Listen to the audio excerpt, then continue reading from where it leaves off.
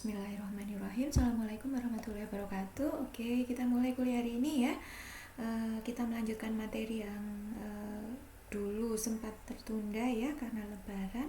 Sekarang kita masuk ke bab 6 ya. Kita masuk ke bab 6 yaitu aktiva tetap. Sebentar ya. Saya cari materinya. Oke, ini aktiva tetap bab 6.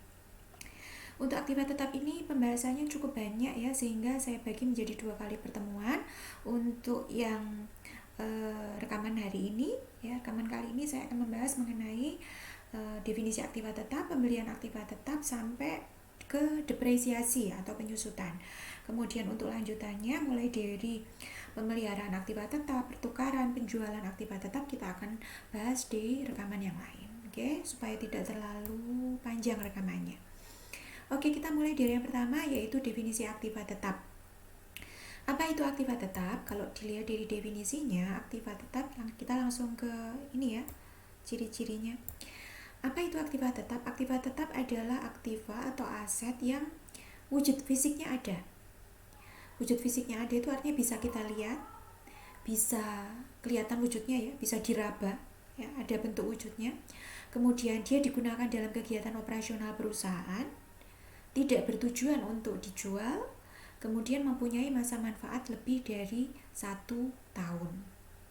Contohnya apa? Contohnya misalnya yang masuk dalam kategori aktiva tetap itu ada mulai dari tanah, kemudian bangunan, dan lain-lain. Sampai ke bawah itu aktiva tetap. Oke, jadi ciri-cirinya adalah, saya ulangi lagi, ada wujud fisiknya, kelihatan bentuknya, kemudian digunakan untuk kegiatan operasional perusahaan, tidak bertujuan untuk dijual, kemudian mempunyai masa manfaat lebih dari 1 tahun atau umurnya panjang.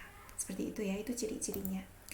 Kemudian klasifikasi aktiva tetap ya, tadi contohnya, kalau tadi sudah ciri-cirinya, sekarang contohnya atau kategorinya. Yang pertama adalah aktiva yang umurnya tidak terbatas, aktiva tetap maksudnya. Aktiva tetap yang umurnya tidak terbatas contohnya misalnya tanah ya. Tanah ini termasuk diantaranya adalah tempat bangunan itu didirikan. Bisa juga lahan pertanian, lahan peternakan, dan lain-lain. Nah, tanah merupakan satu-satunya aktiva tetap yang tidak disusutkan. Jadi nilainya semakin lama malah semakin bertambah seperti itu, tidak susut. Umurnya tidak terbatas ya. Kemudian yang kedua adalah aktiva yang umurnya terbatas. Dan bila telah habis masa penggunaannya dapat diganti dengan aktiva sejenis. Artinya apa? Artinya umurnya itu terbatas, 5 tahun, 10 tahun. Nanti setelah 5 tahun dia harus diperbarui lagi, harus di-upgrade lagi. Contoh misalnya bangunan. Nih, bangunan, mesin, kendaraan, rumah, gedung, itu kan ada masa umurnya. Contoh misalnya umurnya 10 tahun. Saya punya rumah tuh, saya bangun 10 tahun yang lalu. Sekarang ya sih masih berbentuk rumah, tetapi catnya sudah mulai pudar. Sehingga rumah itu perlu direnovasi. Mesin, ini juga ada umurnya, ada batas umurnya. Ketika misalnya sudah habis umurnya, maka bisa di-upgrade lagi atau bisa direnovasi atau bisa kalau laptop itu mungkin bisa diinstal ulang ya, seperti itu. Mebel juga sama ya, beli mebel sudah 10 tahun ya, sudah banyak yang ambrol ya, busanya sudah tipis, maka bisa di-upgrade lagi. Kendaraan juga sama ya, ada onderdilnya yang sudah aus dapat diganti dengan onderdil yang sama. Seperti itu aktiva yang umurnya terbatas tapi dia masih bisa diperbaharui.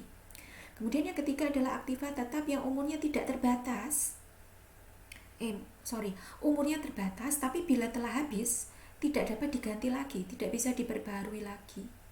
Kalau yang tadi nomor 2 kan umurnya terbatas, nanti setelah habis umurnya bisa di-upgrade lagi. Tapi kalau yang ketiga tidak bisa lagi di-upgrade, habis ya habis. Nah, contohnya apa? Ini ada aktiva sumber alam, tambang, kemudian hutan ya, minyak. Sih bisa aja untuk tambang, hutan itu bisa aja diperbarui. Tapi butuh waktu sampai puluhan tahun, bahkan mungkin ratusan tahun. Seperti itu. Itu ya kategori aktiva tetap. Semuanya itu akan susut kecuali tanah. Kalau tanah itu tidak susut. Kemudian kalau bangunan, mesin, mebel, kendaraan, dia penyusutannya disebut depresiasi. Tapi kalau aktiva sumber alam sama disusutkan juga, tapi dia namanya depresi. Seperti ini ya, depresi. Jadi ada yang pakai depresi, ada yang pakai depresiasi. Depresi itu untuk yang aktiva sumber alam, kalau depresiasi seperti bangunan, mesin, gedung, dan lain-lain. Oke, lanjut. Sekarang kita ke perolehan dan penilaian aktiva tetap berwujud. Harga perolehan aktiva berwujud adalah sejumlah kas yang dikeluarkan atau utang yang timbul. Jadi harga perolehan itu kan harga beli, termasuk diantaranya adalah biaya-biaya lain sampai aktiva tetap itu siap untuk kita pakai. Untuk membeli aktiva tetap itu bisa secara cash, tunai, ya, atau bisa juga dengan utang, seperti itu. Jadi makanya di sini harga perolehan aktiva tetap adalah jumlah kas yang dikeluarkan kalau pembeliannya secara tunai, atau utang yang timbul untuk memperoleh aktiva tersebut sampai aktiva itu siap untuk digunakan dalam kegiatan operasional perusahaan. Itu harga perolehannya. Kemudian bagaimana penilaiannya? Untuk penilaiannya adalah aktiva tetap berwujud itu dilaporkan di neraca atau laporan posisi keuangan sebesar nilai bukunya. Nilai buku itu adalah harga perolehan, jadi harga perolehan dikurangi dengan akumulasi depresiasi.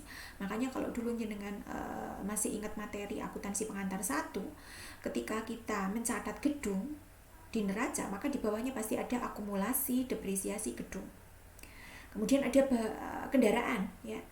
Kendaraan nilainya 200 juta, di bawahnya pasti ada akumulasi depresiasi kendaraan. Gedung, kendaraan, ataupun tanah misalnya, di situ akan dicatat sebesar harga perolehannya. Seperti itu. Kemudian nanti di bawahnya ada akumulasi depresiasi. Kemudian poin yang ketiga adalah aktiva tetap yang umurnya tidak terbatas seperti tanah akan dilaporkan di neraca sebesar harga perolehannya. Jadi kalau misalnya saya beli tanah dulu 10 tahun yang lalu harganya per meternya masih 300.000 per meter. Sekarang sudah 3 juta. Maka di neraca akan tetap tertulis 300.000 sebesar harga perolehannya.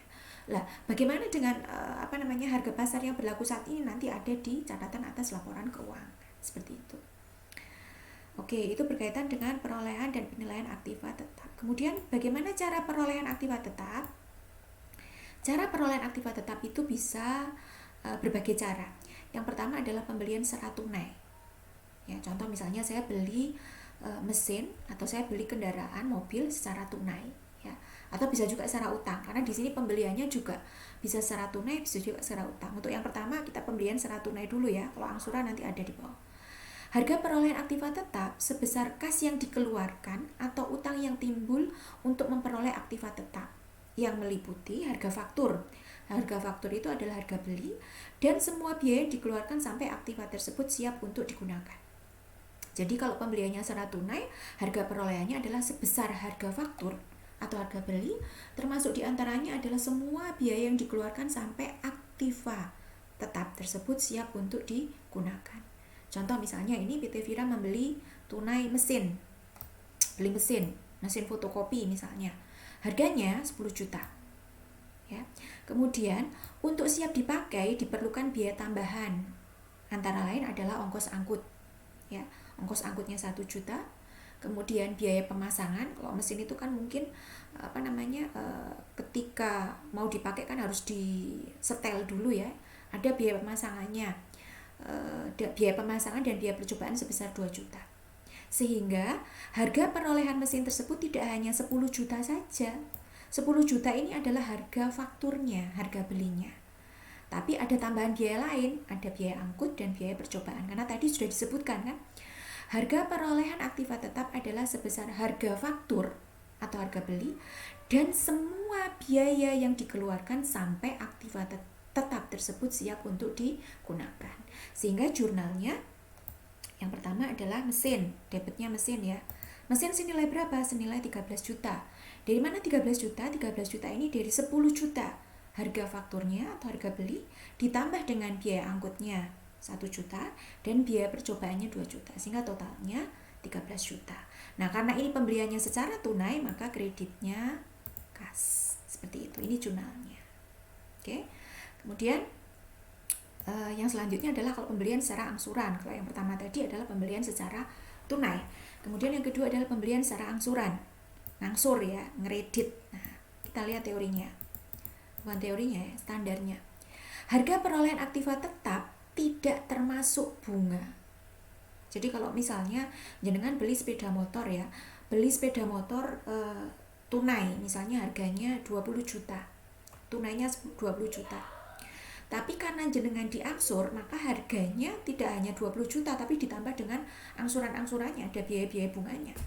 Nah, bunga itu tidak termasuk harga perolehan. Jadi walaupun dia pembeliannya secara angsuran, maka nanti akan di jurnalnya kendaraan sepeda motor jenengan ya hanya sebesar 20 juta. Sesuai dengan pembeliannya secara tunai. Nah, untuk biaya-biaya, biaya angsurannya itu akan dicatat dalam akun tersendiri. Nah, ini bunga selama masa angsuran akan dibebankan sebagai biaya bunga. Seperti itu. Oke, gitu ya. Jadi kalau pembelian secara angsuran, biaya bunga atau biaya angsuran itu tidak termasuk dalam harga perolehan. Harga perolehan akan dicatat sebesar harga beli secara tunainya. Oke, contoh ya. PT Urfi membeli Aktiva mesin seharga 10 juta. Nih. Harganya 10 juta. Pada tanggal 1 Januari 2014. Dia pembeliannya secara angsuran, ya. Pembayaran pertama baru 4 juta. Berarti dia masih punya utang 6 juta, ya kan? Nah, yang 6 juta itu diangsur setiap tanggal 31 Desember selama 3 tahun dengan bunga 10%. Ini kan belinya di tanggal 1 Januari 2014. Pembayaran pertama, DP istilahnya 4 juta. Kemudian yang 6 juta itu diangsur 3 kali. Dibayarkan setiap tanggal 31 Desember. Bunganya 10%. Maka jurnal yang pertama kali kita buat adalah jurnal pada tanggal 1 Januari. Yang kita jurnal pertama adalah debitnya mesin. Berapa mesinnya? Harganya tetap sebesar harga perolehannya, sebesar 10 juta. Kemudian kita mengeluarkan kas senilai berapa? 4 juta, berarti kasnya dikredit.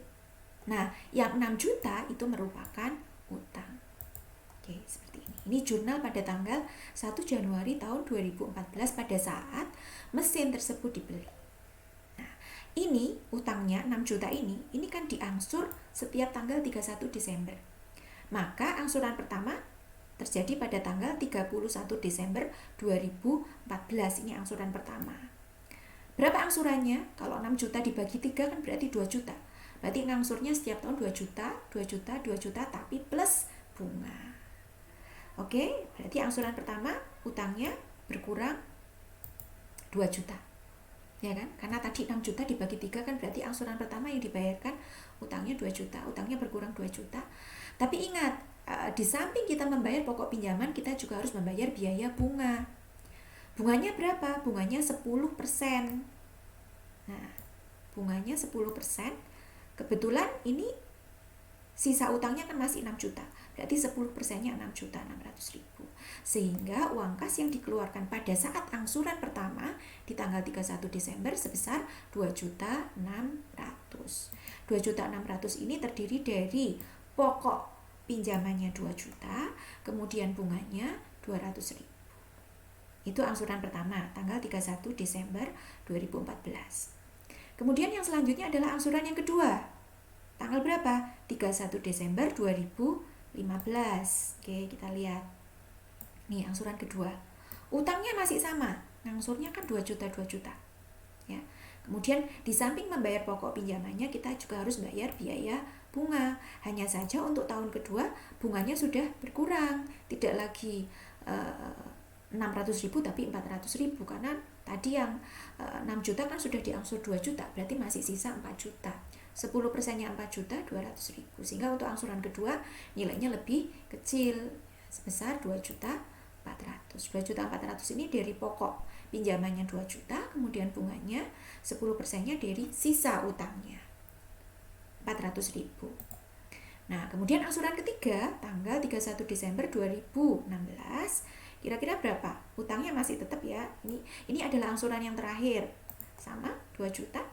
Tadi berarti sisa hutangnya tinggal berapa? 6 juta sudah diangsur 2 juta, sudah diangsur lagi 2 juta. Berarti masih sisa 2 juta ya.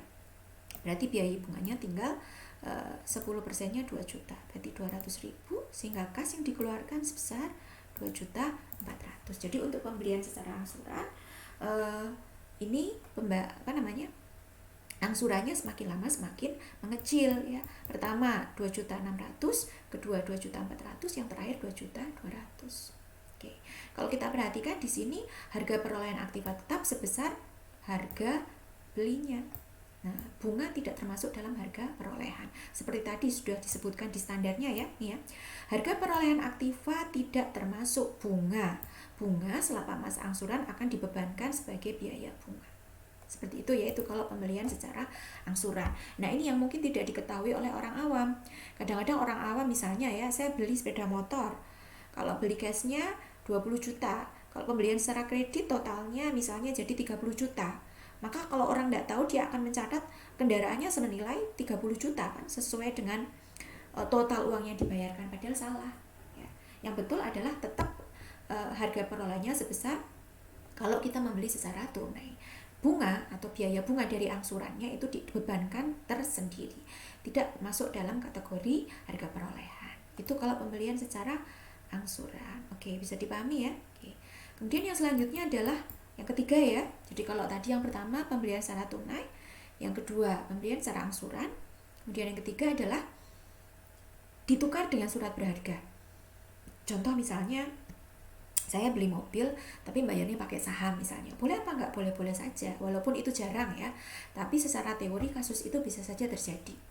Kalau aktiva itu dibeli dengan ditukar dengan menggunakan surat berharga, maka ada 3 kriteria A, B, C. Tapi yang akan saya terangkan yang A saja. Untuk B sama C ini dia kondisional. Jadi untuk poin B sama C ini baru akan muncul kalau A tidak terpenuhi. Kalau A terpenuhi ya sudah, berarti kita pakai standar yang A aja. Jadi kita pakai yang A ya. Ini kalau misalnya pembeliannya dengan menukarkan dengan surat berharga. Beli mobil pakai saham misalnya ya. Standar menyebutkan bahwa apabila harga pasar surat berharga diketahui, harga sahamnya, kalau misalnya yang biasa dipakai untuk membeli aktiva tetap itu biasanya saham ya. Apabila harga pasar surat berharga atau sahamnya diketahui, maka harga perolehan aktiva tetap adalah sebesar harga pasar surat berharga tersebut. Oke, saya ulangi. Harga perolehan aktiva tetap sebesar harga pasar surat berharga yang dibayarkan. Oke. Ini kriteria yang A. Saya bahas yang A saja. B, C itu baru akan terjadi kalau A tidak terpenuhi. Ini kalau yang B ini kan terjadi kalau misalnya kalau harga pasar surat berharga tidak diketahui, tapi kayaknya nggak mungkin kan? Kan kalau misalnya kita mau beli mobil ya, kita bayar pakai saham, tapi harga sahamnya, harga pasarnya nggak diketahui. Yang jual mobil kan pasti nggak mau, ya kan? Maka biasanya kita pakainya yang A. Oke, kita lihat contohnya. Ini contohnya ya. PT Vira menerima aktiva tetap mesin atau membeli mesin ya. PT Vira membeli mesin. Untuk itu perusahaan mengeluarkan 5.000 lembar saham biasa. Jadi dia bayarnya pakai saham. 5.000 lembar saham biasa yang nominal per lembarnya 20.000. Kalau saham itu kan hitungannya per lembar ya. Nah, pada saat membeli, harga pasar sahamnya sebesar 21.000. Kita tahu bahwa yang namanya saham itu harga pasarnya tidak selalu sama dengan nilai nominal, beda dengan uang ya. Kalau uang 100.000 nominalnya, maka harga pasarnya akan selalu sama, yaitu 100.000 dalam kondisi uang apapun. Apakah uang masih baru, apakah uangnya sudah lecek, kumel, jelek, tetap aja dia dinilai sebesar 100.000. Beda dengan saham. Saham atau obligasi itu harga pasarnya tidak selalu sama dengan nilai nominalnya. Nah, sama dengan ini. Nominalnya 20.000, tetapi pada saat membeli mesin itu harga pasar sahamnya sebesar 21.000. Sehingga jurnal yang kita buat ya, karena kita membeli mesin berarti mesinnya di debit. Berapa nilai nominal mesin? Kita lihat kriteria yang A. Apabila harga pasar surat berharga diketahui, maka harga perolehan mesin, tadi kan kita beli mesin, sebesar harga pasar surat berharga tersebut, berarti sebesar harga pasar sahamnya. Harga pasar sahamnya tadi kan 21.000, berarti 21.000 kali 5.000 lembar, maka akan ketemu 105 juta. Oke, berarti harga perolehan mesin adalah sebesar harga pasar sahamnya. Oke, kemudian kreditnya apa? Karena kita bayarnya pakai saham ya, berarti kreditnya modal saham. Cuma modal sahamnya akan dicatat sebesar nilai nominalnya. Nominalnya berarti 20.000 kali 5.000. Ketemu 100 juta. Lah, selisihnya merupakan agio saham. Apa itu agio saham? Agio saham adalah selisih antara harga pasar saham dengan nilai nominal saham. Oke, itu ya. Itu kalau misalnya kita membeli aktiva tetap dengan menggunakan surat berharga. Harga perolehan aktiva tetap sebesar harga pasar surat berharga yang dibayarkan. Oke, lanjut ya. Sekarang yang keempat. Yang keempat adalah kalau misalnya aktiva tetap ditukar dengan aktiva tetap yang lain. Ini banyak kasusnya, tukar tambah ya. Misal, saya beli mobil, kemudian tukar tambah dengan sepeda motor saya. Ya, saya beli mobil, saya bayarnya pakai sepeda motor. Tentu saja ketika saya bayar pakai sepeda motor kan masih kurang. Saya harus nambahi uang lagi ya. Maka secara teori, standar menyebutkan yang A ya. Harga perolehan aktiva baru sebesar harga pasar aktiva lama ditambah dengan uang yang dibayarkan. Itu standar menyebutkan seperti itu. Teori menyebutkan seperti itu. Sekarang kalau di lapangan ya, apakah seperti itu juga? Contoh misalnya saya beli mobil ya. Saya beli mobil harganya saya beli mobil. Kemudian tukar tambah dengan sepeda motor saya. Ya. Maka harga perolehan mobil adalah sebesar harga pasar sepeda motor saya. Sepeda motor saya itu pasarannya berapa? Misalnya sepeda motor saya itu udah tahun 2010. Kalau sekarang paling diregani 2 juta. Ya, harga pasarnya. Maka harga perolehan mobil saya adalah sebesar harga pasar sepeda motor saya 2 juta ditambah dengan uang yang saya bayarkan. Misalnya kalau harga mobilnya 100 juta ya, maka uang yang harus saya tambahkan sebesar 98 juta. Seperti itu. Itu di lapangan seperti itu. Dan itu sama dengan standar. Harga perolehan aktiva baru sebesar harga pasar aktiva lama ditambah dengan uang yang dibayarkan. Itu standar yang pertama. Untuk yang B, C, D dan seterusnya, untuk yang BC itu tidak saya terangkan ya. Karena yang paling umum kita pakai yang A ya. Oke. Kemudian Anda perhatikan yang D sama E ya, yang D sama E. Untuk yang D, pertukaran aktiva yang tidak sejenis itu contohnya misalnya tadi saya beli mobil, tukar tambah dengan sepeda motor saya. Itu kan berarti berbeda jenis ya, mobil dengan sepeda motor. Nah, perbedaan antara nilai buku aktiva tetap yang diserahkan dengan nilai wajar bla bla bla akan diakui sebagai laba atau rugi pertukaran. Intinya, kalau pertukarannya itu aktiva yang tidak sejenis, kita boleh mengakui laba atau rugi pertukaran. Kan dari tukar tambah itu kan saya bisa badi, bisa juga rugi. Badinya apa? Badinya dilihat dari sepeda motor saya. Misalnya sepeda motor saya itu kalau saya jual ya, tanpa tukar tambah itu nggak ada harganya. Tapi karena ini tukar tambah dengan mobil, maka dia dihargai. Artinya apa? Artinya ketika saya membeli mobil dengan sepeda motor saya itu kan saya memperoleh keuntungan. Kenapa? Karena sepeda motor saya yang sudah rongsok itu diakui harganya. Tapi kalau saya langsung menjualnya nggak payu, seperti itu.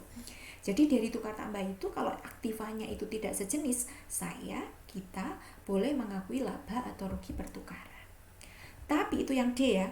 Kemudian kalau yang E, pertukaran aktiva tetap yang sejenis.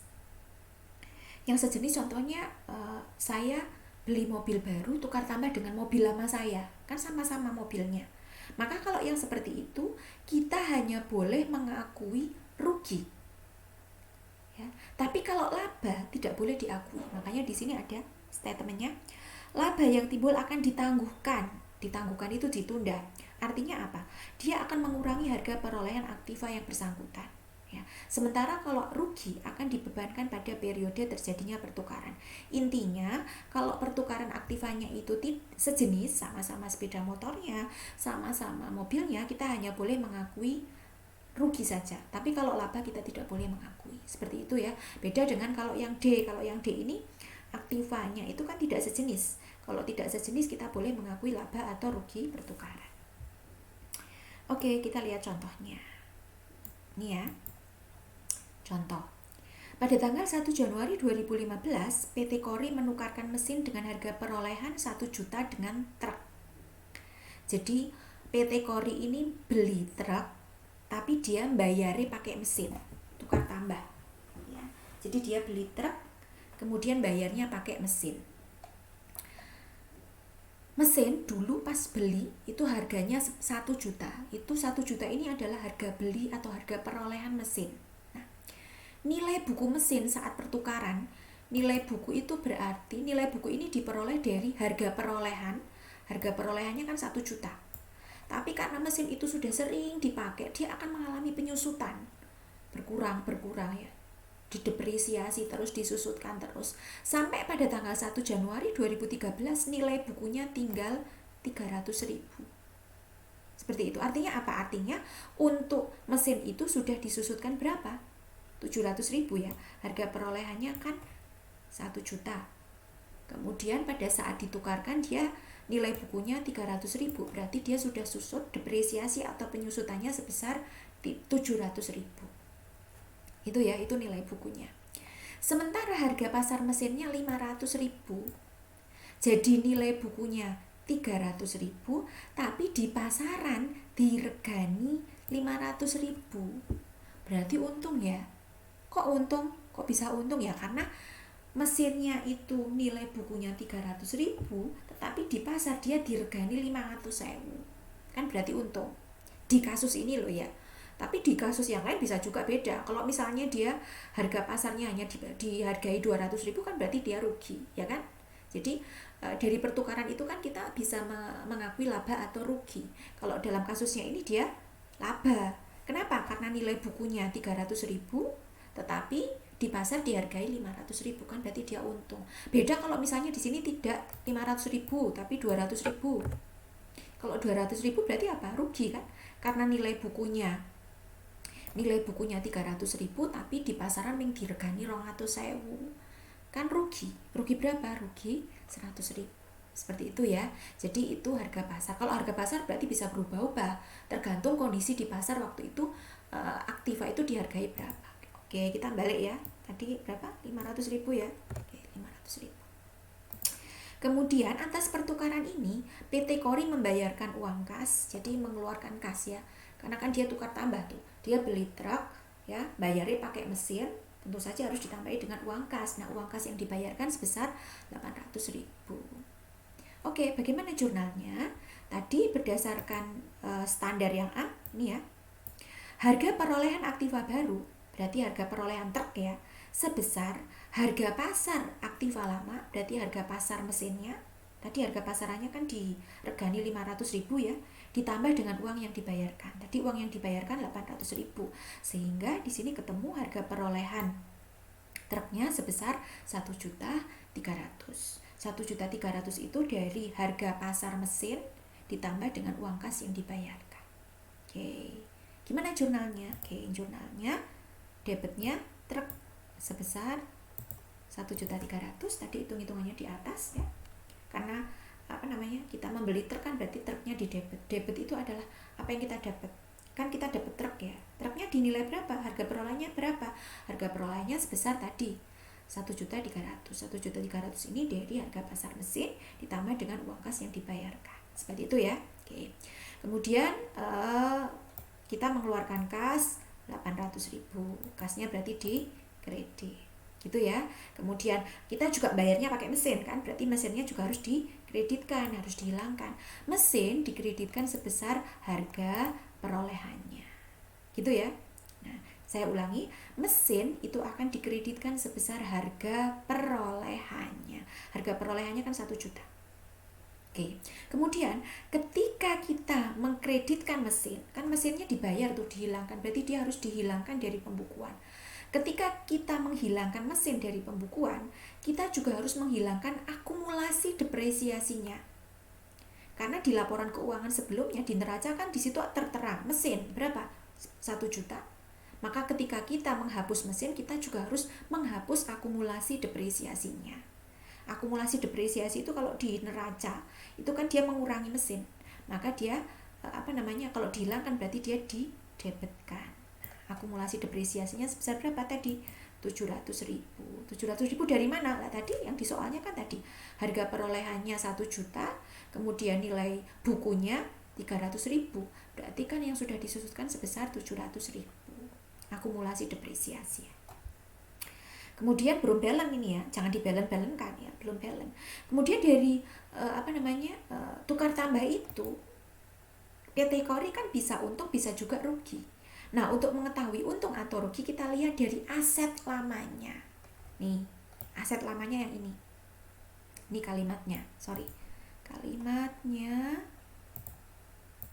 Nah, untung atau rugi dengan melihat ini. Nah, yang saya beli warna biru. Nilai bukunya 300.000, tetapi harga pasarnya 500.000, kan berarti badi.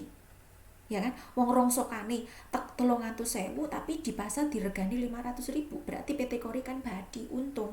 Nah, laba itu mana? Laba di kredit. Maka di sini tercatat laba pertukaran sebesar 200.000. Tuh. Oke. Nah, kalau ini sudah balance. Jangan dibalen-balenkan, tapi teorinya seperti itu.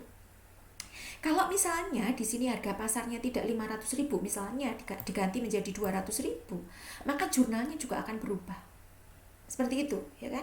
Atau misalnya di sini nilai buku pertukarannya tidak 300.000 tapi 500.000, nanti jurnalnya juga akan berubah-ubah.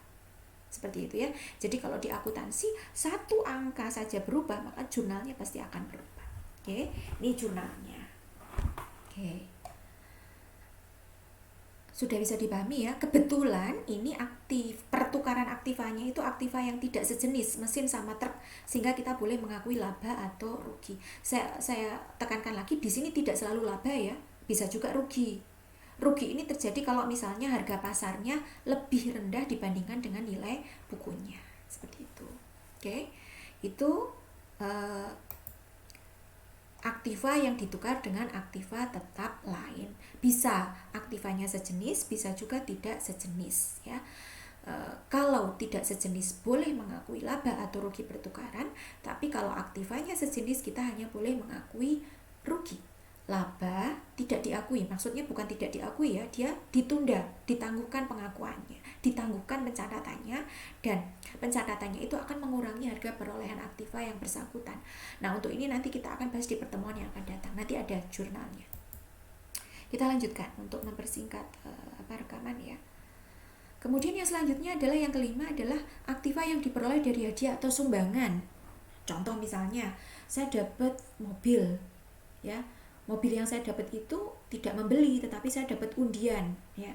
Undian dari tabungan Bima. Amin amin amin ya. Diaminkan ya. Siapa tahu yang namanya perkataan itu kan doa ya.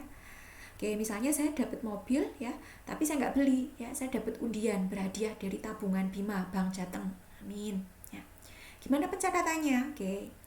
Ini standar menyebutkan tentang aktiva tetap yang diperoleh dari sumbangan. Ini bisa juga tidak hanya sumbangan ya, bisa sumbangan, bisa undian, bisa juga hibah ya, dan lain-lain. Pokoknya yang kita mendapatkan aktiva itu tidak membeli, tapi dikasih.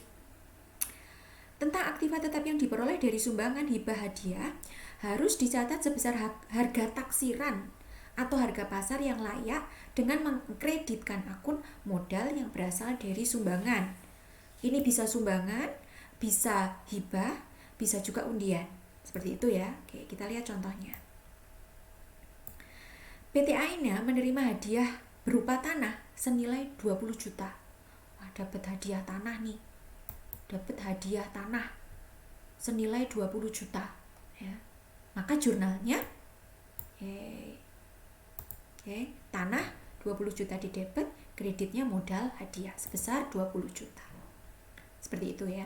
Nah, kadang-kadang kalau kita dapat undian atau hadiah itu kan kita juga mengeluarkan kas ya. Contoh misalnya saya dapat hadiah mobil ya, senilai berapa? 200 juta ya. Misalnya dapat undian berhadiah, dapat mobil Avanza 200 juta, pajak ditanggung pemenang, kan seperti itu. Berarti ketika saya mau mengambil mobil itu saya harus bayar pajak. Misalnya pajaknya berapa? Pajaknya 10% misalnya. Maka kita harus mengeluarkan kas. Nah, contoh misalnya tadi sama. Misalkan untuk mendapatkan hadiah tersebut perusahaan mengeluarkan biaya 500.000. Misalnya pajak ya 500.000, maka jurnalnya seperti apa?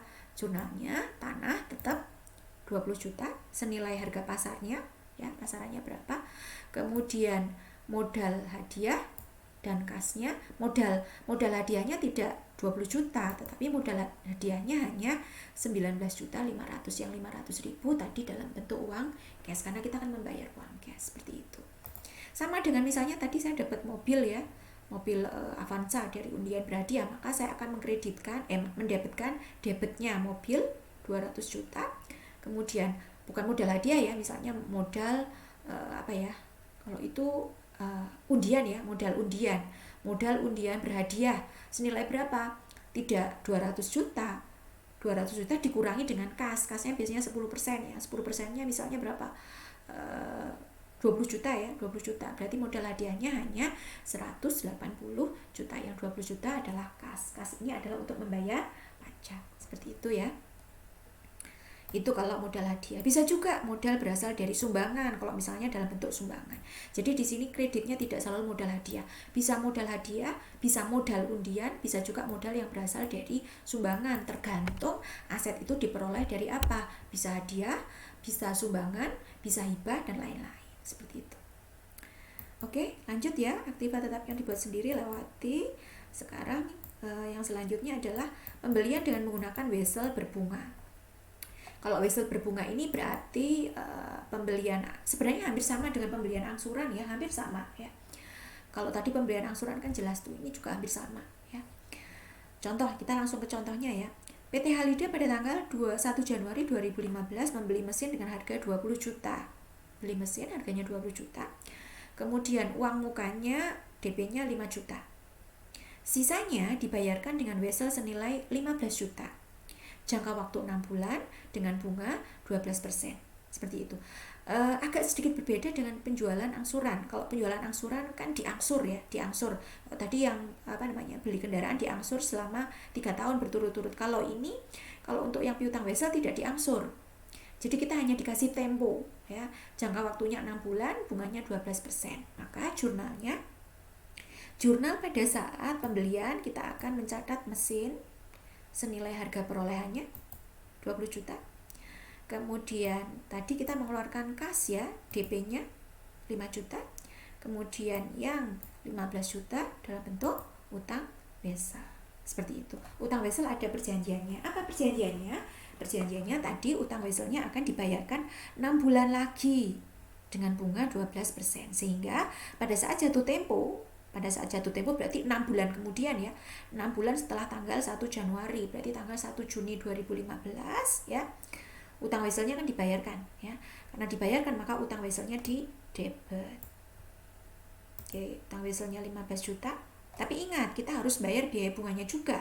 Ya, jadi yang 15 juta ini adalah pokok pinjamannya. Ditambah dengan biaya bunga. Tadi bunganya berapa? Bunganya tadi 12%. 12% ini untuk 1 tahun loh ya. Padahal kita pinjemnya kan hanya 6 bulan. Maka bunga yang kita bayarkan ya hitungannya per 6 bulan, jangan 1 tahun. Nah ini yang kadang-kadang orang nggak tahu ya. Jadi bunga yang dibayarkan hanya 6 bulan saja, jangan 1 tahun. Karena kita kan pinjemnya hanya 6 bulan. Nah hitung-hitungannya berarti 6 per 12 kali 12% kalikan 15 juta. Nilainya 900.000. Hanya 6 bulan ya. Jangan full 12% selama 1 tahun. 12% ini untuk 1 tahun. Padahal kita pinjamnya nggak sampai 1 tahun tuh. 6 bulan sudah dibayarkan ya. Sehingga bunga yang dibayarkan hanya 900.000.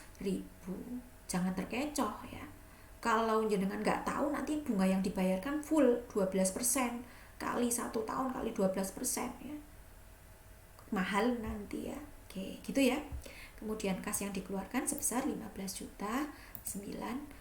Ini kalau pembeliannya dengan menggunakan wesel berbunga. Sedikit berbeda dengan penjualan angsuran. Kalau penjualan angsuran kan pokok pinjamannya kan dibayar diangsur ya selama beberapa kali. Tapi kalau dengan menggunakan wesel berbunga, pembayarannya sekaligus. Seperti itu. Oke, lanjut ya. Yang selanjutnya adalah pembelian aktiva dalam 1 paket. Nah, 1 paket. 1 paket itu apa ya? Contohnya misalnya yang mbak-mbak itu ya. Mbak-mbak itu kan biasanya perawatan ya. Nah, perawatan itu kan macam-macam ya. Kalau yang cewek-cewek itu ya, mulai dari kalau malam ya, kalau mau tidur pakai serum. Habis serum kemudian krim malam ya kan. Kemudian pagi nanti ya pertama pakai apa dulu ya, pelembab ya, habis pelembab kemudian pakai sunblock, habis sunblock kemudian pakai bedak, seperti itu ya biasanya kayak gitu. Nah kalau jenengan belinya satu-satu itu lebih mahal, beli krimnya sendiri, maaf, beli apa namanya, uh, serumnya sendiri, beli krim malamnya sendiri ya, belinya satu-satu itu mungkin lebih mahal. Tapi kalau jenengan belinya satu paket ya, jadi satu paket sudah ada krim pagi, krim malam, serum, sunblock, macam-macam, itu apa namanya, ke ke pokoknya, sorry jenengan belinya terus menjadi lebih murah. Itu yang disebut dengan pembelian dalam satu paket. Jatuhnya lebih murah kalau kita belinya dalam satu paket. Itu mbak-mbak kan seperti itu ya. Misal lain contoh, misalnya jenengan beli komputer. Kalau jenengan beli komputer saja ya senilai harga komputernya aja kan. Tapi kalau misalnya jenengan beli komputer sama printer sekaligus sama mouse-nya, kemudian apa namanya, perlengkapan yang lain, maka boleh dikatakan itu pembelian satu paket. Dan kalau pembeliannya dalam satu paket, biasanya harganya menjadi lebih murah. Itu ya. Contoh lain misalnya ya, saya beli rumah di perumahan. Kalau kita beli rumah di perumahan itu kan kadang-kadang sudah dalam bentuk jadi ya. Jadi kalau kita beli rumah di perumahan itu sudah satu paket itu.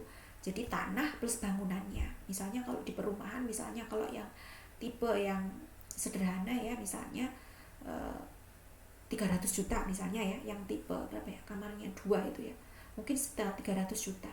300 juta itu termasuk diantaranya adalah tanah plus bangunan, termasuk listrik, pasang air dan seterusnya, sudah komplit itu satu paket 300 juta. Itu pembelian dalam satu paket. Nah, akan lebih mahal lagi kalau misalnya jenengan belinya tidak dalam satu paket. Misalnya jenengan beli tanah di daerah perumahan, jenengan beli tanahnya tok, kemudian jenengan bangun sendiri, kemudian jenengan pasang listrik sendiri, pasang air sendiri, nanti kepukulnya akan lebih mahal. Kenapa? Karena jenengan belinya tidak satu paket. Nah, itu yang dimaksud dengan pembelian aktiva dalam satu paket. Biasanya pembelian aktiva dalam satu paket itu harganya relatif lebih murah. Nah, pertanyaannya adalah bagaimana cara menjurnalnya? Contoh misalnya, saya beli rumah di perumahan senilai 300 juta. Saya dapat tanah dan saya dapat bangunan. Pertanyaan selanjutnya adalah tanahnya dihargai berapa? Bangunannya dihargai berapa? Karena 300 itu kan total keseluruhannya. Bagaimana cara menjurnalnya? Nah, itu yang akan kita pelajari. Oke, kita lihat teorinya ya.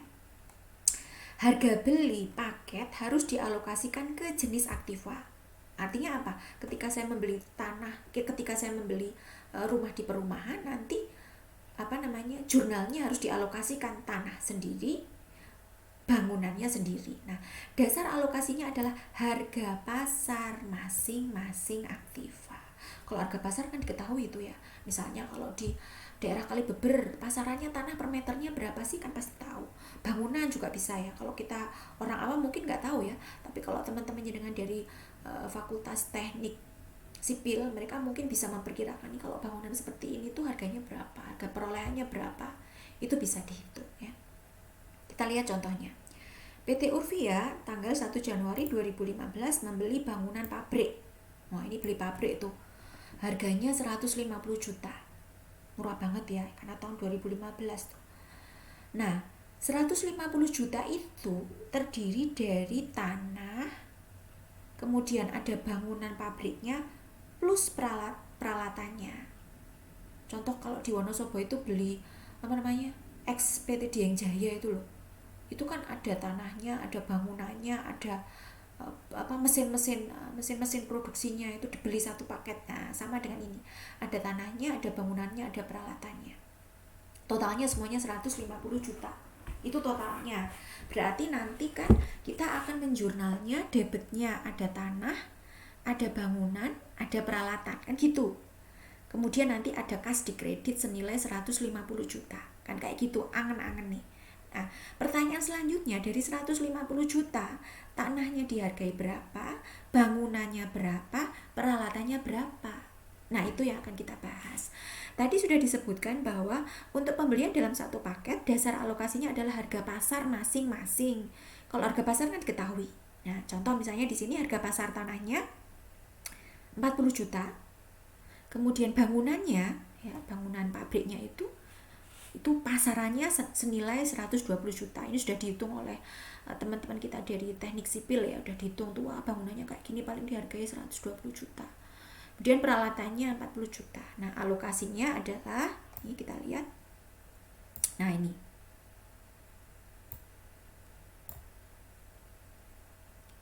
Saya hapus dulu. Oke, ini alokasi harga pasar ya. Harga tanahnya 40 juta, alokasi harga pasar tadi ya. Kemudian gedungnya 120 juta, kemudian peralatannya 40 juta. Kebetulan ini sama ya. Peralatan sama tanahnya diakui sama. Sehingga totalnya 200 juta.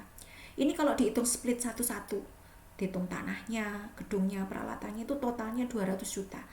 Tetapi karena pembeliannya dalam satu paket yuk lebih murah. Kan gitu. Jadi berapa? Jadi tadi cuma dihargai 150 juta. Karena pembeliannya satu paket. Nah, pertanyaannya dari 150 juta ini untuk tanahnya dihargai berapa? Gedungnya berapa? Bangunannya, peralatannya berapa? Kan gitu. Ini tadi sudah ada kasnya. Nah, 150 juta. Pertanyaan selanjutnya, ini debitnya tanah berapa? Kemudian gedungnya berapa? Kemudian peralatannya berapa? Itu kan yang menjadi pertanyaan. Nah, ini seperti ini. Nah, gimana cara mencari harga perolehan masing-masing aktiva tersebut? Nah, dasar alokasinya adalah ini, harga pasar.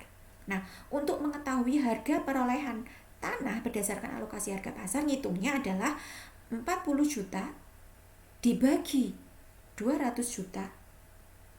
Di sini ketemu 20%. 20% ini berarti dari 40 juta dibagi 200 juta ketemu 20%, kemudian dikalikan dengan 150 juta, maka akan ketemu 30 juta. Oke, seperti itu ya. Itu alokasinya. Jadi saya ulangi, untuk yang tanah ini 20 alokasi harga pasar 30 juta. Alokasi harga perolehan diperoleh dari 40 juta dibagi 200 juta kalikan 150 juta. Nah, untuk gedung berapa? Sama ya. Berarti 120 juta dibagi 200 juta. Ini kalau dibuat dalam persentase nilainya 60%. Dikalikan 150 juta. Ketemu 90 juta. Kemudian untuk peralatan sama dengan tanah nilainya tadi ya. 40 dibagi 200 juta kalikan 150. Ketemu sama. Oke. Sekarang sudah ketemu harga perolehannya. Jadi alokasi harga perolehan berdasarkan alokasi harga pasar. Kita tinggal masukkan aja di sini. Oke. Sehingga dari 150 juta itu yang 30 juta untuk tanah, gedungnya 90 juta, peralatannya 30 juta. Seperti itu ya. Jadi dasar alokasinya adalah berdasarkan harga pasar masing-masing aktiva. Kalau harga pasar pasti diketahui. Oke, seperti itu ya. Oke. Nah, selesai sudah untuk perolehan aktiva tetap. Jadi perolehan aktiva tetap itu ada beberapa macam. Ada yang pembelian secara tunai, kemudian yang kedua secara angsuran, kemudian yang ketiga ditukar dengan surat berharga, kemudian yang keempat ditukar dengan aktiva lain, bisa aktiva yang sejenis, bisa juga tidak sejenis. Kemudian ada yang diperoleh dari sumbangan, hadiah, hibah ya. Kemudian yang dibangun sendiri, dibaca sendiri. Kemudian ada yang pembeliannya dengan menggunakan wesel berbunga, dan ada aktiva yang pembeliannya dalam satu paket. Oke.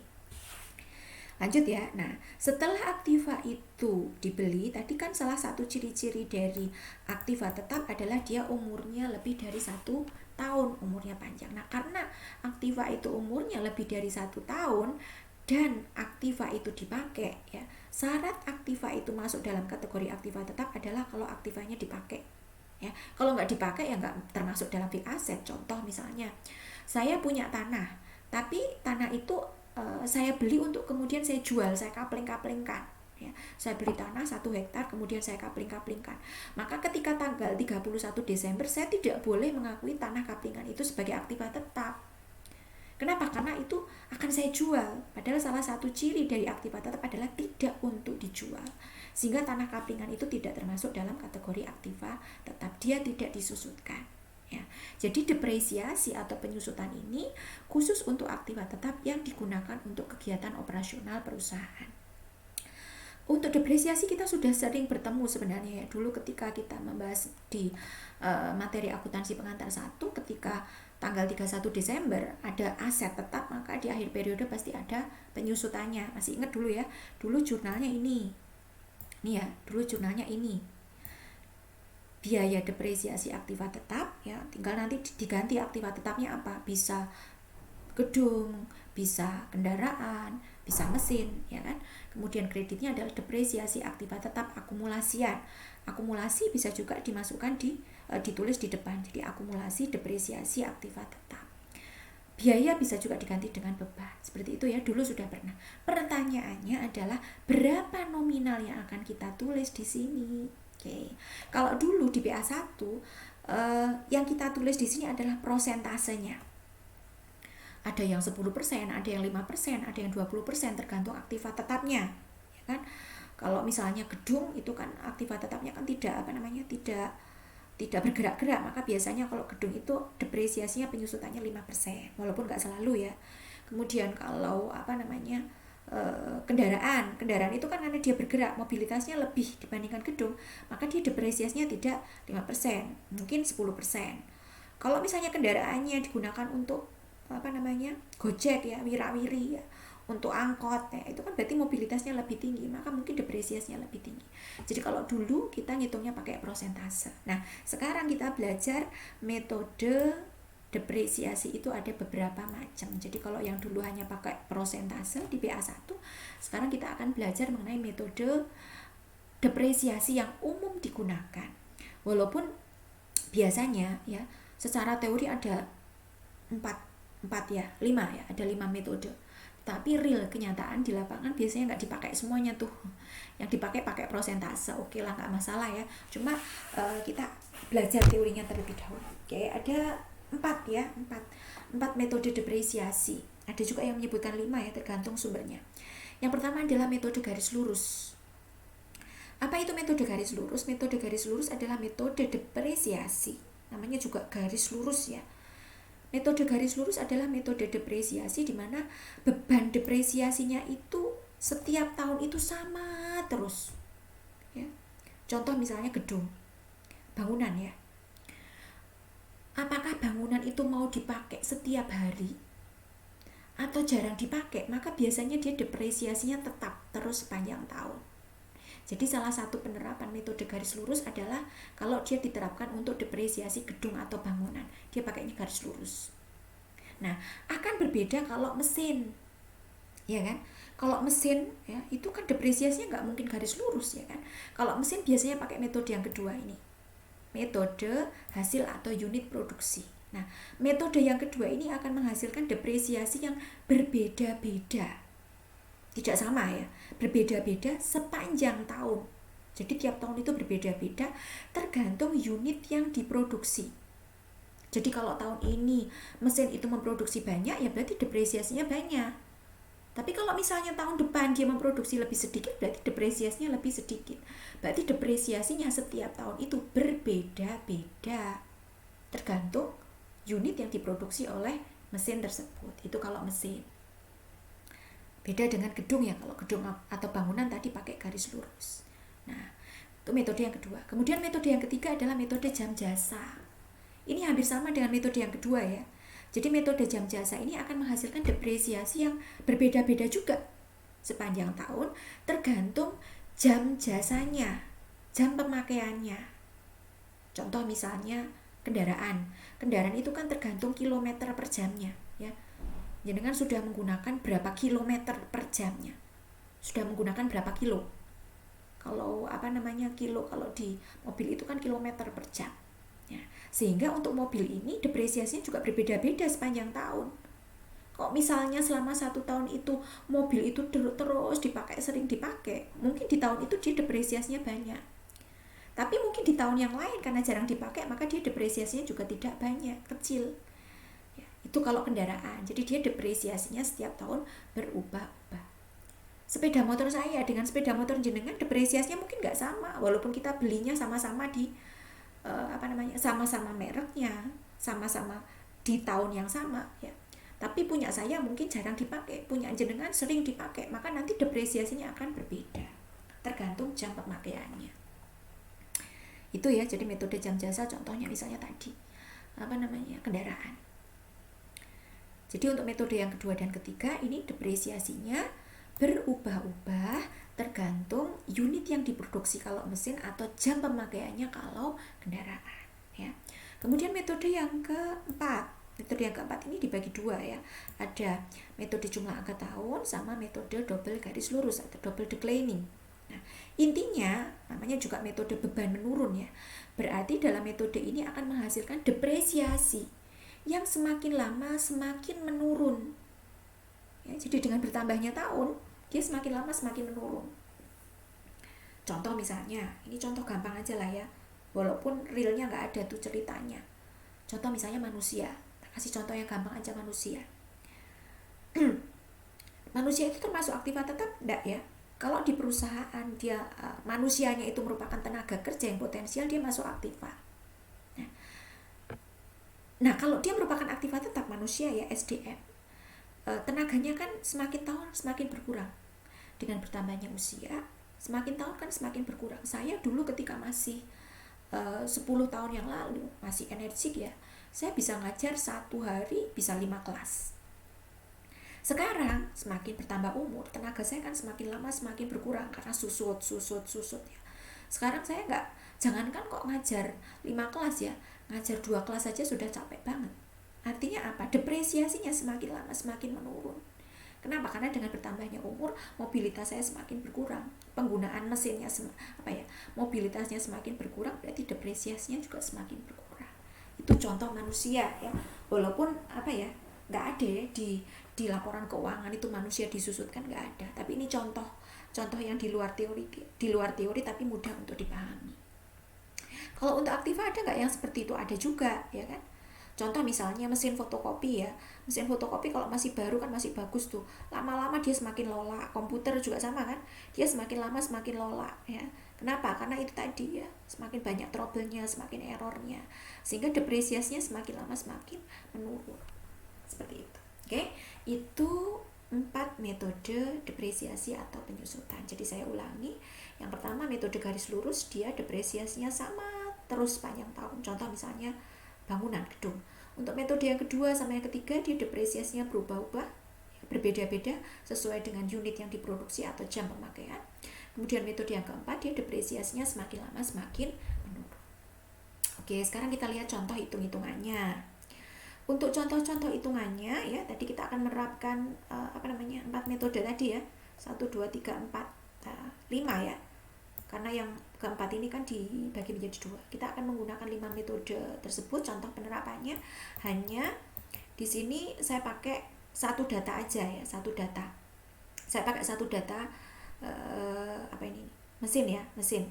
Walaupun kalau mesin itu sebenarnya cocoknya di metode yang kedua. Tapi ini tak pakai angkanya aja ya. Mesin kos perolehannya 32 juta. Kos perolehan itu harga perolehan 32 juta. Kemudian tanggal pembeliannya 1 Januari 2015. Diperkirakan mesin tersebut berumur 5 tahun. 5 tahun ini berarti umur produktifnya ya 5 tahun. Berarti nanti sampai 2020 ya, sampai 2020 karena umurnya 5 tahun. Kemudian selama 5 tahun mesin tersebut ditaksir ya dapat memproduksi 20.000 unit. Seperti itu. Ini di usia produktif ya, jadi selama 5 tahun dia bisa memproduksi 20.000 unit dan selama 5 tahun mesin tersebut bisa beroperasi selama 40.000 jam. Oke. Kemudian ada nilai sisanya 2 juta. Nilai sisa itu diasumsikan rongsokan ya. Jadi setelah dipakai 5 tahun nanti dia ada rongsokannya. Nah, rongsokannya ini kalau dijual laku 2 juta. Kalau misalnya jenengan tidak bisa memperkirakan nilai sisa, maka bisa juga nilai sisa ini diasumsikan 0. Karena kan kita nggak tahu tuh aktiva tetap kita nanti kalau umurnya sudah habis payu apa enggak ya kan. Kalau kita tidak bisa menentukan nilai sisa bisa diasumsikan 0. Boleh. Oke. Nah, sekarang kita akan menerapkan data ini ke metode yang pertama, yaitu metode garis lurus. Oke, tadi metode garis lurus adalah metode yang menghasilkan depresiasi yang sama terus sepanjang tahun. Nah, untuk metode garis lurus ini depresiasi per tahunnya dihitung dengan menggunakan rumus ini, ya. Harga perolehan dikurangi nilai sisa dibagi taksiran umur. Dulu rumus ini pernah saya perkenalkan di akuntansi pengantar 1, ya. Dulu sudah pernah, kalau jenengan masih ingat, ya. Jadi kos perolehannya 32 juta dikurangi nilai sisanya 2 juta, kemudian dibagi umurnya 5 tahun. Kalau dulu di PA1 nilai sisa diasumsikan 0. Boleh nggak Bu diasumsikan 0? Boleh, silahkan. Ya. Kalau misalnya jenengan tidak bisa menghitung nilai sisa, maka nilai sisanya diasumsikan 0 boleh. Kalau di sini kebetulan bisa dihitung, ya, karena asumsinya mesin ini setelah dipakai 5 tahun, kalau rongsokannya dijual dia laku. Nah, dan lakunya harga pasarnya pasti 2 juta. Oke. Nah, dari hasil perhitungannya ketemu depresiasinya 6 juta. Jadi selama 5 tahun dia setiap tahun dia disusutkan 6 juta, 6 juta, 6 juta terus selama 5 tahun. Nah, tabelnya seperti apa? Kita lihat di sini tabel metode garis lurus. Ini tahun pertama nilai bukunya masih tetap 32 juta, ya. Tadi sudah kita hitung depresiasinya per tahun senilai 6 juta. Berarti tahun pertama sampai kelima 6 juta terus. Nah, ini, ya, jurnalnya kan debitnya beban depresiasi mesin, kreditnya akumulasi depresiasi mesin, ini debit kreditnya. Oke, kayak gini. Atau sekarang nggak usah, ya, ini nggak usah, abaikan saja ini. Yang ini diabaikan aja. Oke, kita pakai yang ini aja, ya. Jadi ini tahun pertama sampai tahun kelima dia susutnya 6 juta terus. Nah, kemudian saldo akumulasi untuk tahun pertama. Tahun pertama kan masih susut 6 juta, ya. Masih 6 juta, ya. Berarti nilai bukunya berapa? 32 juta dikurangi 6 juta, ketemu 26 juta. 26 juta ini dari 32 juta, ya. Harga perolehan mesin dikurangi dengan ini sudah disusutkan tahun pertama sebesar 6 juta. Oke, ini tahun pertama. Kemudian tahun kedua sama, disusutkan 6 juta juga, kan? Berarti sekarang saldo akumulasinya menjadi berapa? Menjadi 12 juta. 12 juta itu dari 6 juta tambah 6 juta. Nilai bukunya berapa? Nilai bukunya berarti 26 juta. Ini nilai buku tahun pertama dikurangi dengan penyusutan tahun kedua. Berarti 26 juta dikurangi 6 juta. Sekarang menjadi 20 juta. Oke, itu nilai buku tahun kedua. Nah, sekarang tahun ketiga sama, dia disusutkan 6 juta. Berarti sampai tahun ketiga nilai akumulasi depresiasinya 18 juta, nilai bukunya 20 juta dikurangi berapa? 6 juta, ketemu 14 juta. Jadi nilai buku ini adalah nilai buku tahun sebelumnya dikurangi dengan depresiasi tahun itu. Tahun keempat sama, ya, disusutkan 6 juta. Berarti sekarang saldo akumulasinya menjadi 24, kan, tambah 6, tambah 6, tambah 6 terus, ya, kan. Kemudian nilai bukunya berarti 14 juta dikurangi 6 juta, ketemu 8 juta. Nah, sekarang tahun terakhir sama, disusutkan 6 juta. Saldo akumulasinya berapa? Berarti 24 juta ditambah 6 juta, 30 juta. Oke. Nilai bukunya berapa? Berarti 8 juta dikurangi 2 juta. Nilai bukunya tahun yang terakhir, ya, nilai bukunya 2 juta. Sesuai dengan tadi data soal. Tadi data soal kan disebutkan bahwa nilai bukunya, nilai sisanya sebesar 2 juta. Kita lihat ini. Nah, ini sama dengan ini, ya, nilai sisanya sebesar 2 juta. Oke, itu metode garis lurus. Jadi metode garis lurus akan menghasilkan depresiasi yang sama terus sepanjang tahun. Ini saldo akumulasinya berarti bertambah 6 juta terus setiap tahunnya. Kemudian nilai buku ini adalah nilai buku tahun sebelumnya dikurangi dengan depresiasi tahun itu. Ini metode garis lurus. Oke, untuk yang saldo akumulasi abaikan saja, ya. Oke.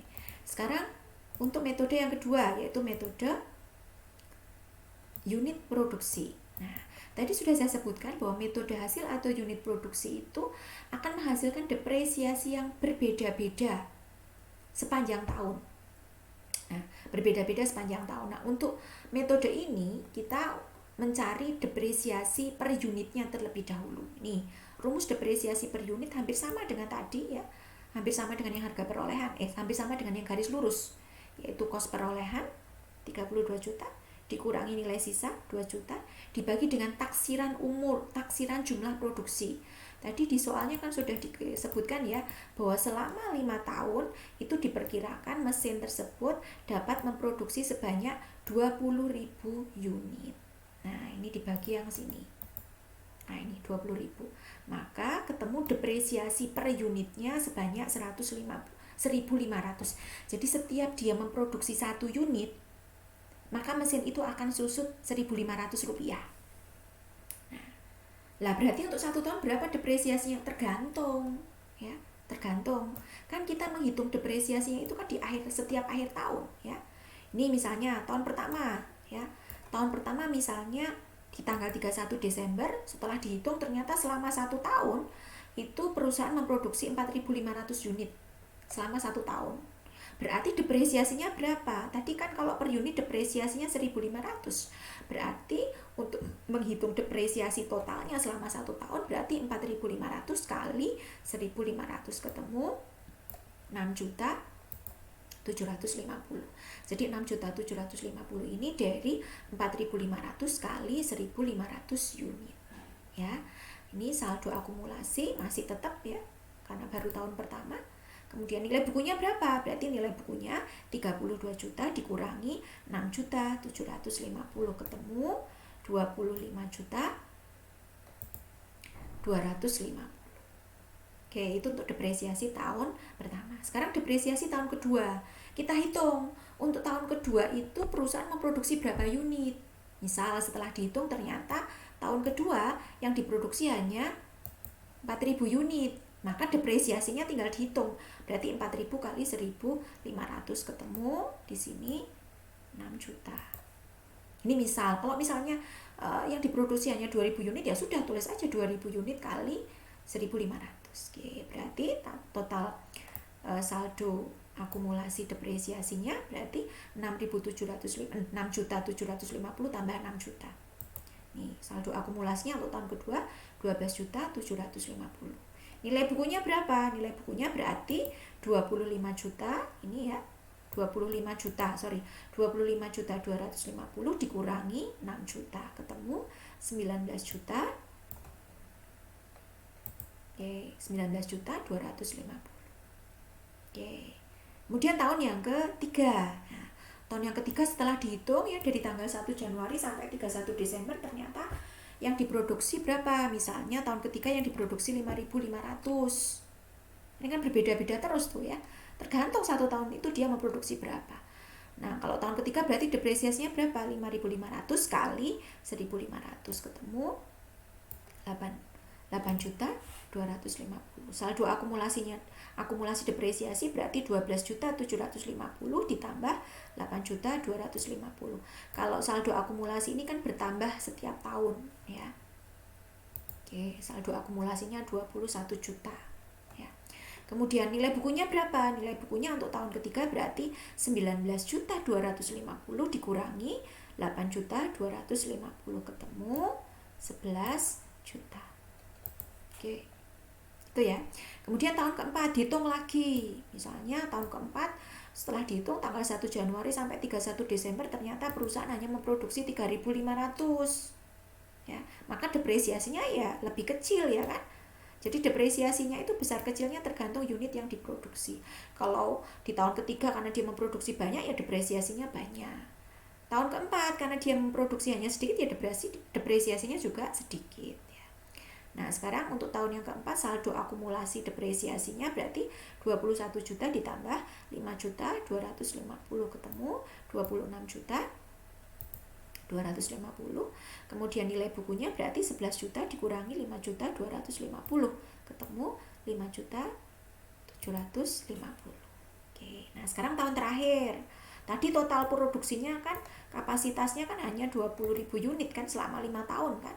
Berarti tahun yang kelima tinggal tersisa 2.500. 2.500 kali 1.500 depresiasinya. Berarti total depresiasinya untuk tahun kelima sebesar 3.750 ya kan. Kemudian saldo akumulasi depresiasinya berarti 26 juta sekian ditambah 3 juta sekian, ketemu 30 juta. Kemudian nilai bukunya ini harus sama dengan nilai sisa loh ya. Oke, 5.750 dikurangi 3.750, ketemu 2 juta. Sama seperti nilai sisanya.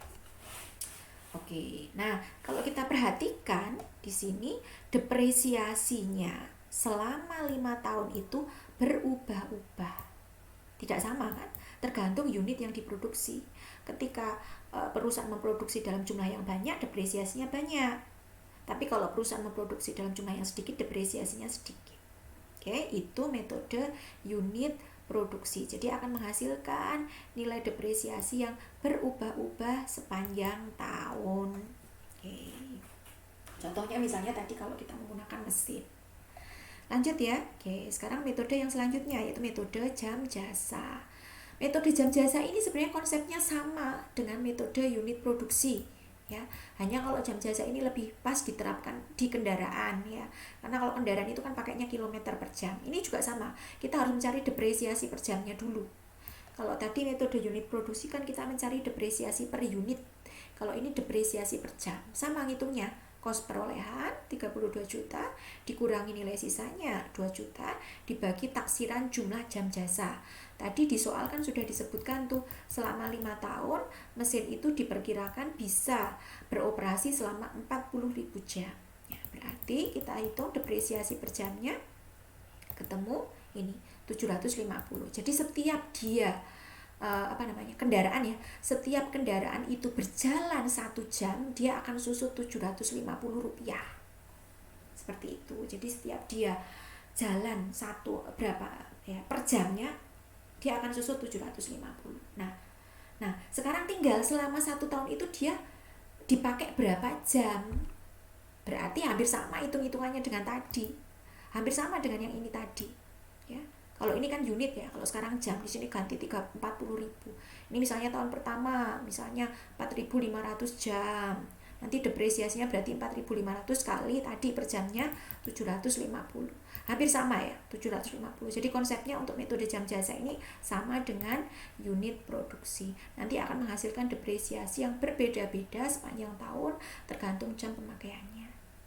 Oke, silakan dicoba sendiri ya untuk metode itu. Kemudian metode yang selanjutnya adalah metode beban menurun. Metode beban menurun itu tadi sudah saya sebutkan. Metode ini akan menghasilkan depresiasi yang menurun terus sepanjang tahun. Jadi dengan bertambahnya tahun, dia akan berkurang nilai depresiasinya. Untuk metode beban menurun ini dibagi 2. Yang pertama adalah metode jumlah angka tahun. Kemudian metode yang kedua adalah metode double declining ya. Sekarang metode jumlah angka tahun, namanya juga jumlah angka. Berarti tahunnya dijumlahkan nih. 5 tahun ya, berarti 1, 2, 3, 4, 5, kalau dijumlahkan 15. Tahun pertama, karena dia umurnya masih utuh 5 tahun, dia faktor pengalinya, pecahan faktor pengalinya 5/15 karena baru tahun pertama. Tahun kedua, kan sudah berkurang tuh umurnya 1 tahun, dia jadi 4/15. Tahun ketiga sudah berkurang 1 tahun, berarti 3/15. Tahun keempat sudah berkurang lagi 1 tahun, 2/15. Tahun kelima sama 1/15 karena semakin berkurang. Nah itu cara menghitungnya seperti itu, sehingga depresiasinya kita perhatikan ini tahun pertama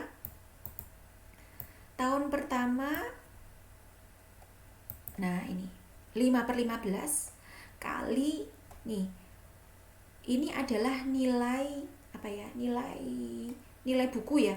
Nilai buku itu adalah harga perolehan dikurangi dengan nilai sisa. 32 juta dikurangi 2 juta, berarti kan 30. Jadi 30 ini dari 32 juta kurangi 2 juta. Untuk depresiasi tahun pertama kan masih 5/15, sehingga untuk tahun pertama depresiasinya senilai 10 juta. Oke, saldo akumulasinya masih 10 juta, berarti nilai buku tahun pertama berapa? 32 juta dikurangi 10 juta, masih 22 juta. Tahun kedua ya, karena umurnya sudah berkurang 1 tahun, berarti faktor pengalinya tinggal 4/15. Ketemu 30 juta ya kan? ketemu 8 juta ya. 8 juta itu dari 4/15 kali 30 juta. Ketemunya depresiasinya tahun kedua 8 juta. Kemudian saldo akumulasinya berarti 10 tambah 8 ya, 18 juta. Kemudian nilai buku tahun yang kedua berarti 22 juta dikurangi 8 juta, berarti 14 juta. Klik. Oke. Tahun ketiga ya. Tahun ketiga sudah berkurang 2 tahun ya, berarti faktor pengalinya 3/15 kali 30 juta. Seperti ini, ketemu di sini depresiasinya tahun ketiga 6 juta. Kemudian saldo akumulasi depresiasi berarti 18 juta tambah 6, 24 juta. Kemudian nilai bukunya berarti tahun ketiga 14 juta dikurangi 6 juta, ketemu 8 juta. Oke. Kemudian untuk tahun yang keempat sudah berkurang 1 tahun lagi, faktor pengalinya tinggal 2/15 kali 30 juta, ketemu depresiasi tahun keempat 4 juta. Saldo akumulasinya 24 tambah 4, 28. Nilai bukunya 8 juta kurangi 4, ketemu 4 juta. Tahun yang terakhir tinggal 1/15 kali 30 ya, ketemu 2 juta. Depresiasi tahun terakhir, saldo akumulasinya tahun keempat 28 tambah 2 ya, 30. Nilai bukunya berarti 4 juta kurangi 2 juta. Ini sama dengan nilai sisa. Oke. Ini kalau metode jumlah angka tahun. Nah, metode ini akan menghasilkan depresiasi, kita lihat nih. Dia semakin bertambah tahun nilainya semakin kecil. Seperti itu. Itu metode jumlah angka tahun. Yang terakhir adalah metode double declining. Double declining itu adalah metode 2 kali garis lurus ya. Nah, namanya juga double. Double itu berarti 2 ya, double. 2 kali tarif garis lurus dikalikan dengan nilai buku. Tarif garis lurus, tadi garis lurus itu kan dia depresiasinya berapa ya? Depresiasinya tadi kan kalau garis lurus kan depresiasinya 6 juta per tahun ya. 6 juta. Nah, ini kan 6 juta kan? 6 juta per tahun, 6 dibagi harga perolehan dibagi 6, sebentar saya ulang. Tadi kalau metode garis lurus itu depresiasinya kan 6 juta. 6 juta dibagi dengan nilai bukunya. Nilai bukunya berarti 32 juta kurangi 2 juta berarti 30 juta ya. Berarti 6 juta dibagi 30 juta. Maka ketemu untuk yang metode garis lurus itu tarif depresiasinya itu 20%. Nah, ini 40% ini sebenarnya awalnya itu dari 2 kali nih. 2 kali 20% ya. Nih. 2 kali 20%. 20% ini adalah metode garis lurus. Dari mana nih 20%? 20% ini dari 6 juta dibagi 30 juta. 6 juta itu depresiasi kalau garis lurus kan 6 juta. Dibagi dengan nilai bukunya. Nilai bukunya berarti 32 juta dikurangi 2 juta. Berarti 6 juta dibagi 30 juta. Ketemu 20%. 20% kalau kalikan 2 kan ketemu 40. Nah, 40 kalikan ini nilai buku 32 juta. Seperti itu. Oke, kita lihat untuk yang perhitungannya. Nah, ini sama 40% semuanya. Jadi di sini kita lihat nilai 40-nya aja ya. 40 itu nah, tadi kan kalau di modul ketemunya hanya seperti ini 40%. Jadi untuk tarif depresiasi metode double declining adalah 40% semuanya. Oke ya. Kemudian untuk tahun pertama ini warnanya kok masih semua ya. Oke. Saya hilangkan dulu ya. Oke, untuk tahun pertama ini nilai bukunya masih tetap 32 juta ya. Kemudian untuk tahun pertama, nah ini. Nah, untuk tahun pertama 40% tadi tarif garis lurus 2 kali 20% kalikan nilai buku tahun sebelumnya. Nilai buku tahun sebelumnya kan 32 juta. Maka ketemu depresiasi untuk tahun pertama sebesar 12.800.000. Saldo akumulasi depresiasinya sama 12.800.000. Kemudian nilai bukunya berarti 32 juta dikurangi 12 juta 800, ketemu nilai buku tahun kedua sebesar 19 juta 200. Oke, itu untuk tahun pertama. Kemudian untuk tahun kedua 40% dikalikan dengan nilai buku tahun sebelumnya. Nilai buku tahun sebelumnya kan 19 juta 200. Nah, berarti 40% kali 19 juta 200, ketemu depresiasi tahun kedua sebesar 7 juta 680. Ya, berarti saldo akumulasi depresiasi untuk tahun kedua tinggal dijumlahkan saja depresiasi tahun pertama sama kedua. Totalnya 20 juta 480.000. Kemudian nilai buku tahun kedua berarti 19 juta 200 dikurangi ini 7 juta 680.000, ketemu 11 juta 520. Itu nilai buku tahun kedua. Tahun ketiga berarti 40% dikalikan dengan nilai buku tahun sebelumnya, nilai buku tahun kedua. Nilai buku tahun kedua kan 11 juta 520. Oke, ini ya. Hasilnya 4 juta 608. Kemudian saldo akumulasi sampai tahun ketiga berarti 20 juta sekian ditambah 4 juta sekian, ketemu 25 juta sekian. Nilai bukunya berarti 11 juta sekian dikurangi 4 juta 600 sekian, ketemu nilai buku tahun ketiga sebesar 6 juta 912.000. Oke. Kemudian yang keempat, tahun keempat sama 40% dikalikan nilai buku tahun sebelumnya. 6 juta sekian, ketemu ini ya. Ketemunya 2 juta 764.800.000. Saldo akumulasi berarti 25 juta sekian tambah 2 juta 700 sekian, ketemu akumulasinya 27 juta 800 sekian. Kemudian saldo nilai bukunya berarti 6 juta sekian dikurangi dengan 2 juta 700 sekian, ketemu 4 juta 100 sekian. Itu ya. Depresiasi tahun terakhir 40% kali nilai buku tahun keempat. Berarti 20% kali 4 juta 147 200, ketemu 1 juta 600 sekian. Kemudian saldo akumulasi depresiasi berarti dari 27 juta sekian tambah 1 juta 600 sekian, ketemu 29 juta sekian. Kemudian nilai bukunya berarti 4 juta 147 200 dikurangi dengan 1 juta 600 sekian. Ketemu di sini tidak ada selisih ya, ini 2 juta. Kalau tadi diperkirakan nilai sisanya kan 2 juta. Kalau di sini ada selisih 2 juta 480 sekian, seperti itu. Intinya kan kepalanya sama 2 juta.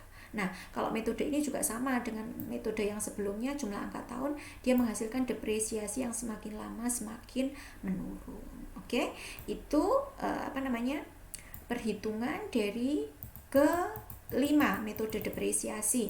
Ada metode garis lurus, kemudian ada metode hasil atau unit produksi. Kalau metode garis lurus depresiasinya sama terus sepanjang tahun. Kemudian kalau metode hasil atau unit produksi dan metode jam jasa, dia menghasilkan depresiasi yang berubah-ubah sesuai dengan unit yang diproduksi atau jam pemakaian. Kemudian untuk metode saldo menurun atau beban menurun akan menghasilkan depresiasi yang semakin lama semakin mengecil. Oke, itu untuk pembahasan hari ini ya. Saya rasa sudah cukup karena ini sudah 1 jam lebih. Untuk yang pembahasan selanjutnya, untuk yang pembiayaan aktiva tetap ya, ini untuk pembiayaan aktiva tetap nanti akan saya buat dalam rekaman tersendiri. Oke, supaya rekamannya tidak terlalu panjang. Ini juga sebenarnya sudah panjang banget ya. Oke. Mungkin itu saja yang bisa saya sampaikan pada pertemuan kali ini ya, materi bab 6 sebagian ya, 50%, untuk yang sisanya nanti akan saya bahas di pertemuan yang akan datang. Terima kasih, semoga ada manfaatnya, kurang dan lebihnya saya minta maaf. Assalamualaikum warahmatullahi wabarakatuh.